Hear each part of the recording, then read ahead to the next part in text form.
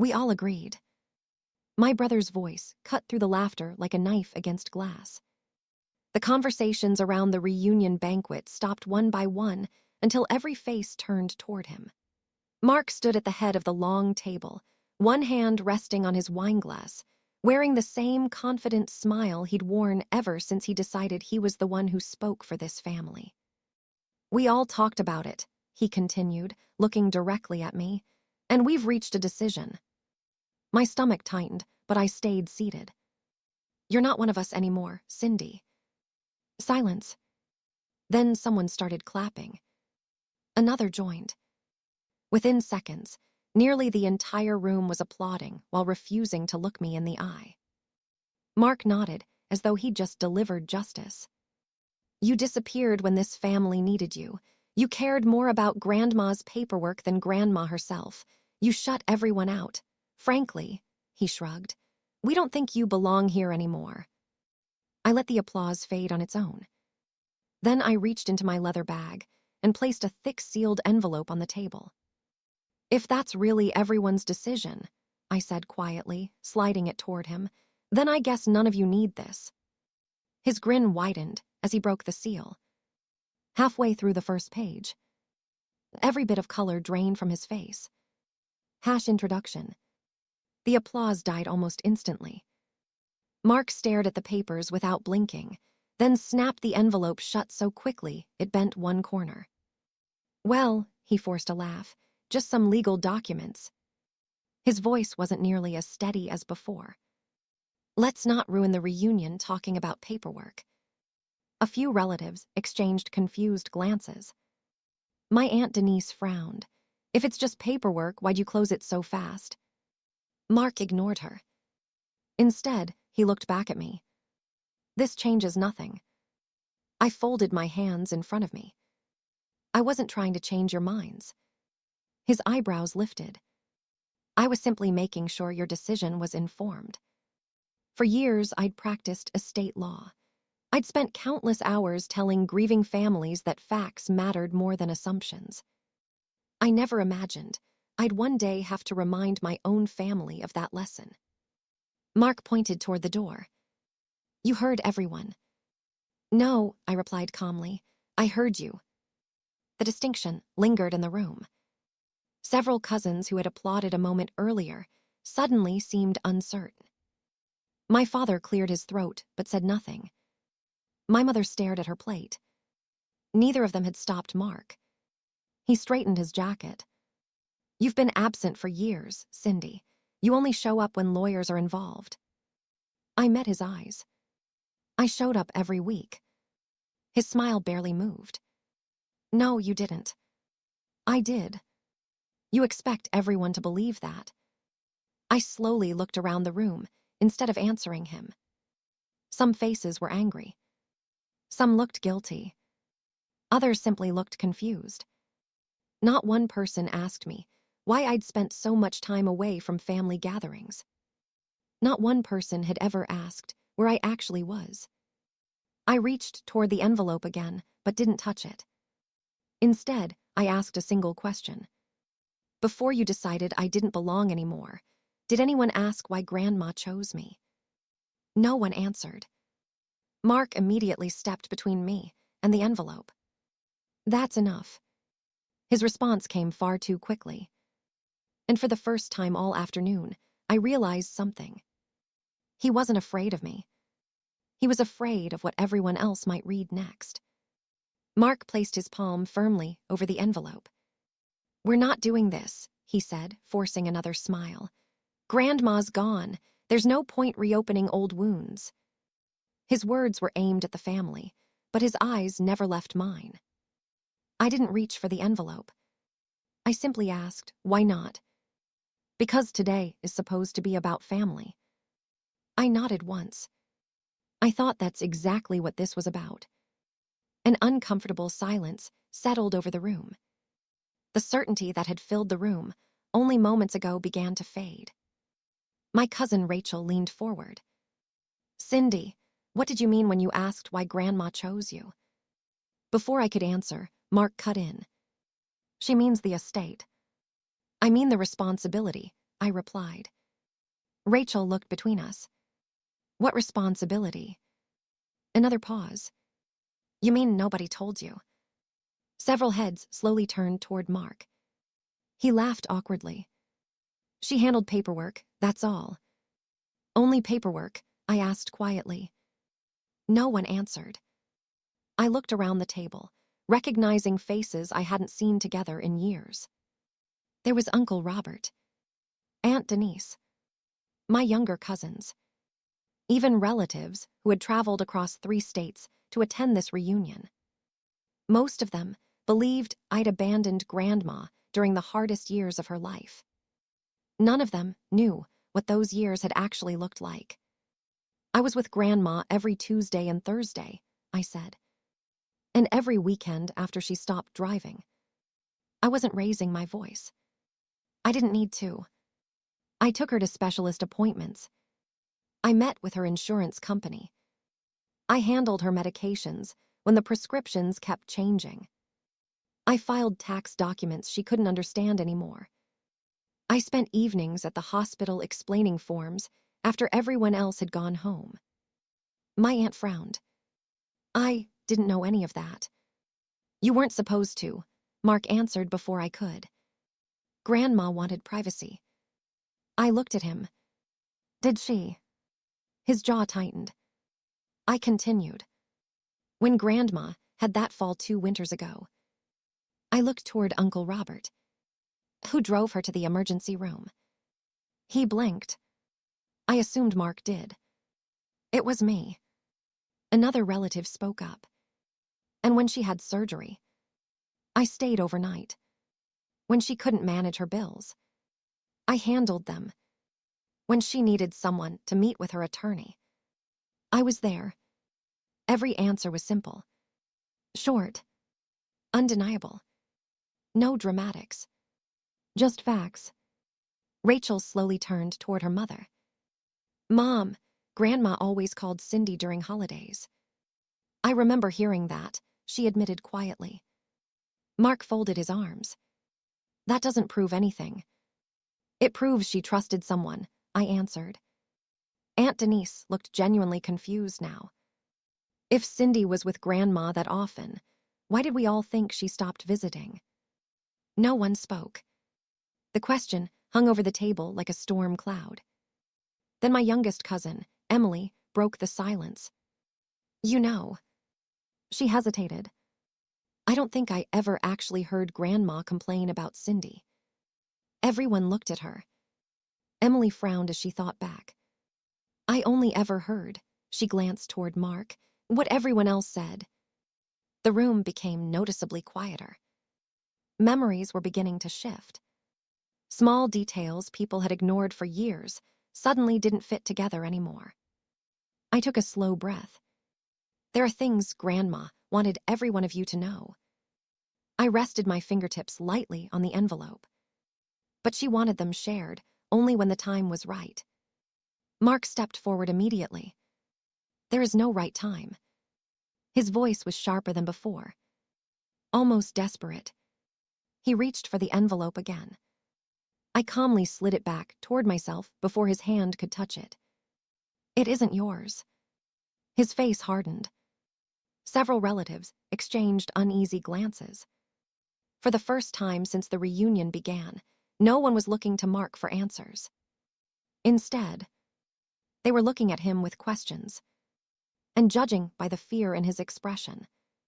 He desperately hoped no one would ask the biggest one. Why was he so determined to keep the rest of Grandma's envelope closed? Open it. The voice came from the far end of the table. Everyone turned. It was Uncle Robert. He had been one of the first people to applaud when Mark announced I no longer belonged. Now he looked directly at my brother.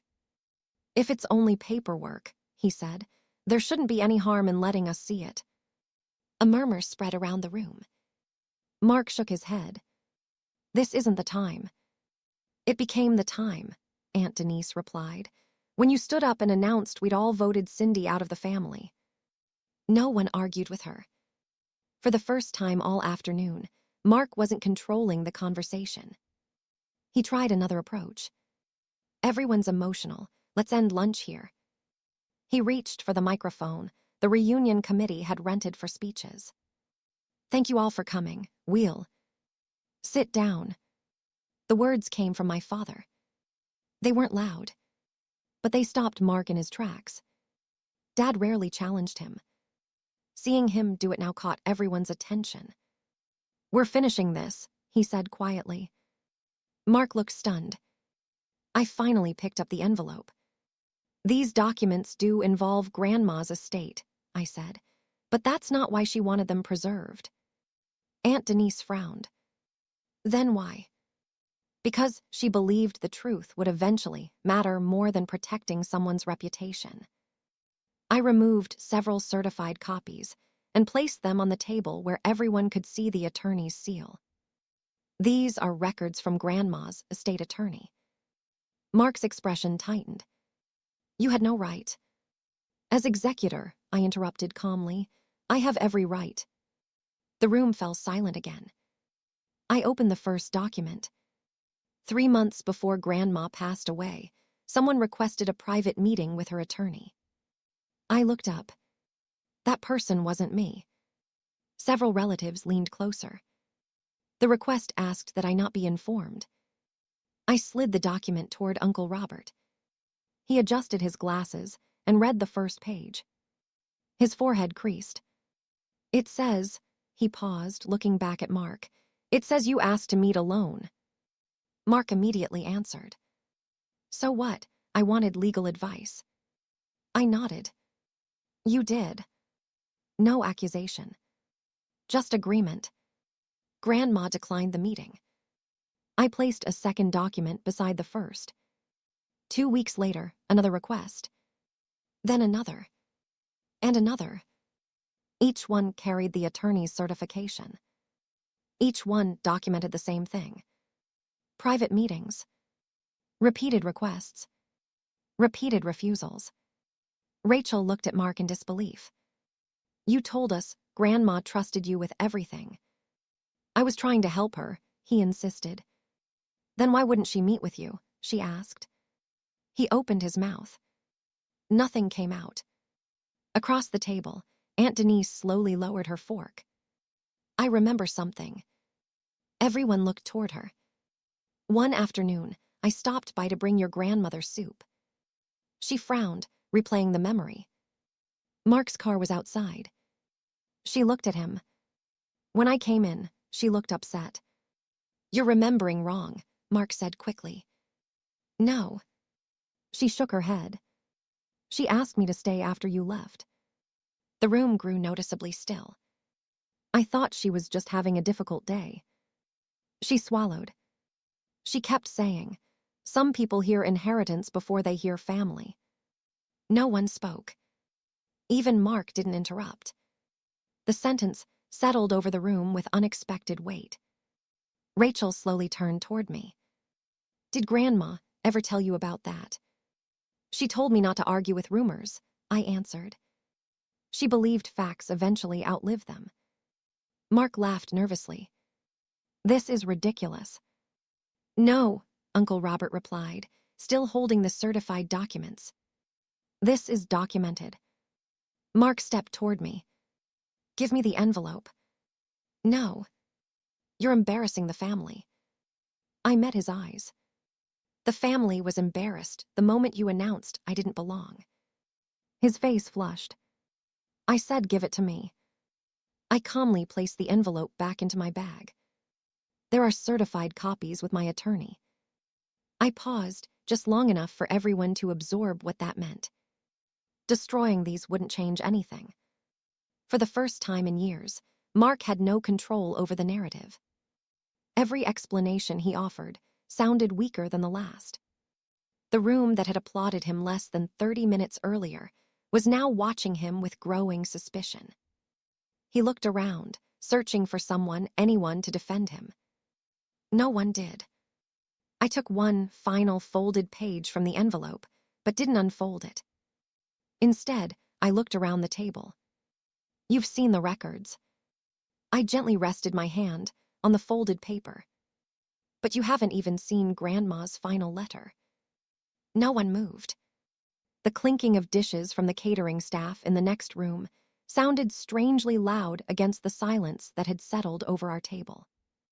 Every pair of eyes followed my hands as I carefully unfolded the single sheet of paper. The handwriting was unmistakable.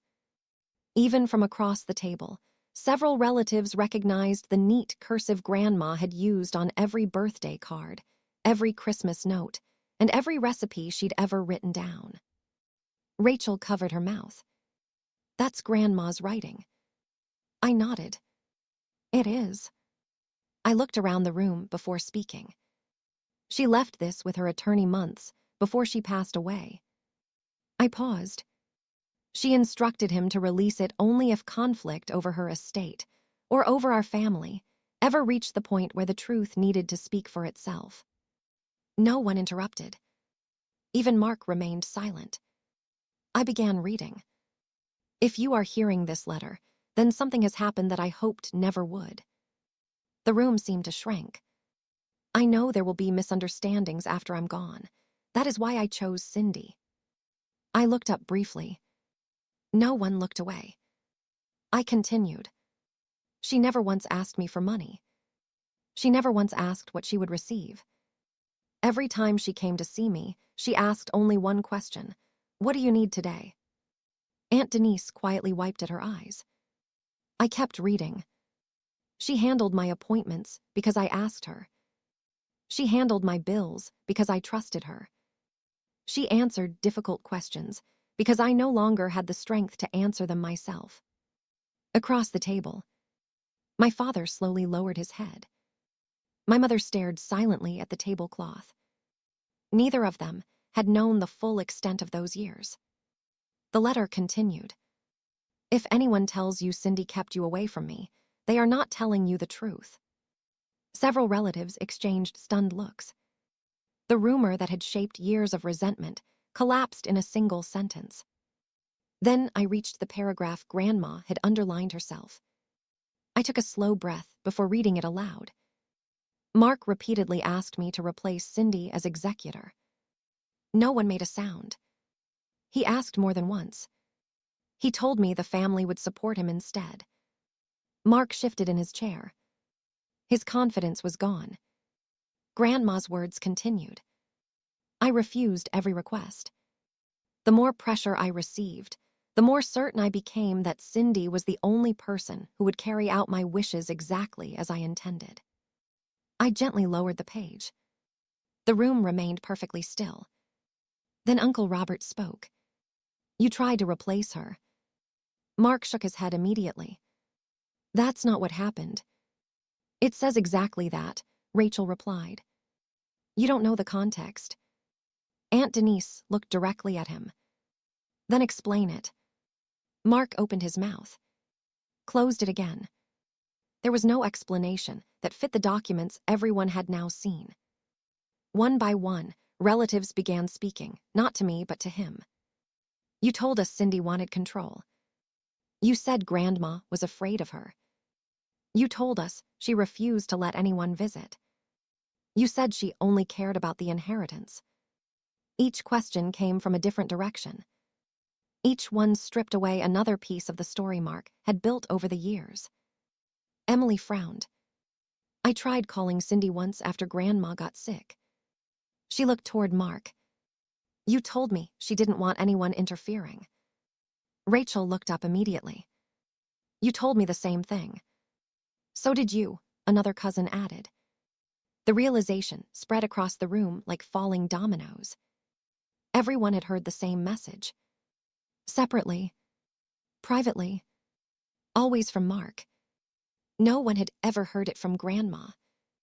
No one had ever confirmed it with me. Mark looked around the table, searching for an ally. Instead, he found only disbelief. He grabbed his jacket. "I'm leaving." He took 2 steps toward the banquet hall doors. Cindy got what she wanted. No. I stood for the first time since his announcement. My goal was never to humiliate you. He stopped but didn't turn around. My goal was to honor Grandma. He took another step. Then a calm voice interrupted him. "Mark." It was my father. He had finally stood as well. In his hand was the last page that had remained inside the envelope. He looked from the document to his son. His voice barely rose above a whisper. "There's one more page."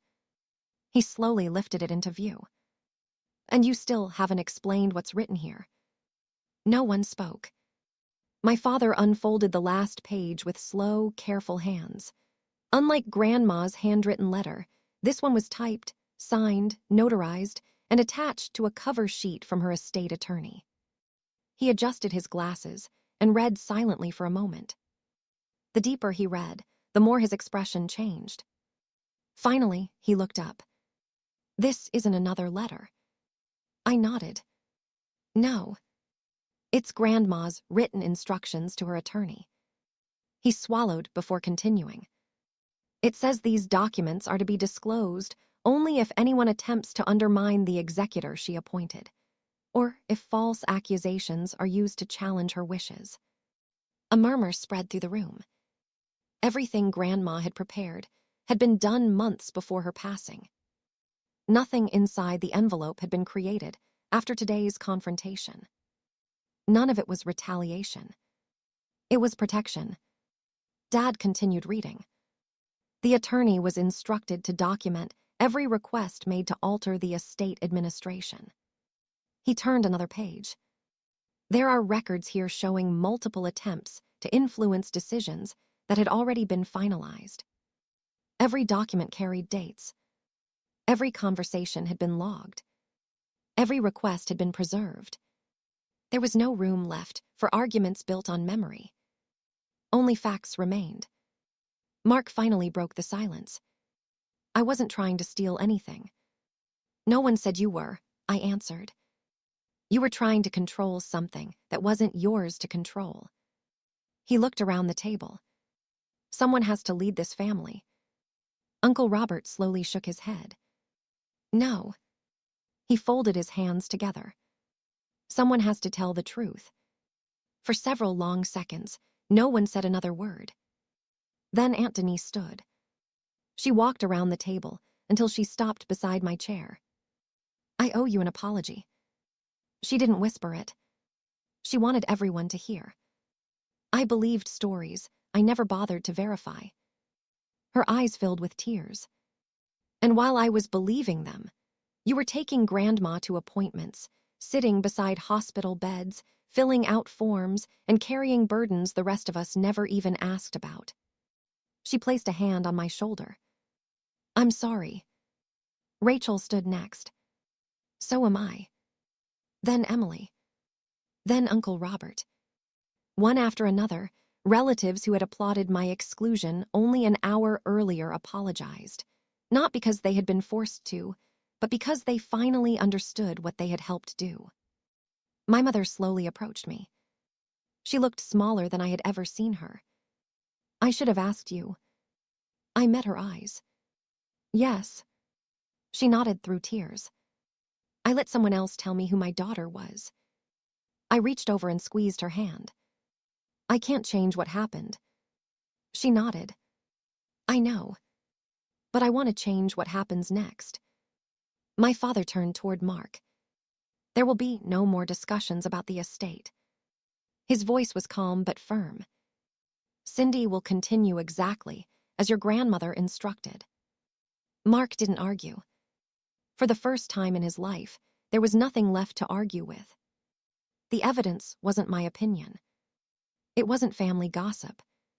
It was Grandma's own voice, supported by the legal records she had insisted be preserved. A few days later, the family's attorney held a formal meeting. He confirmed that I remained the sole executor and that every action taken over the previous years matched Grandma's written instructions.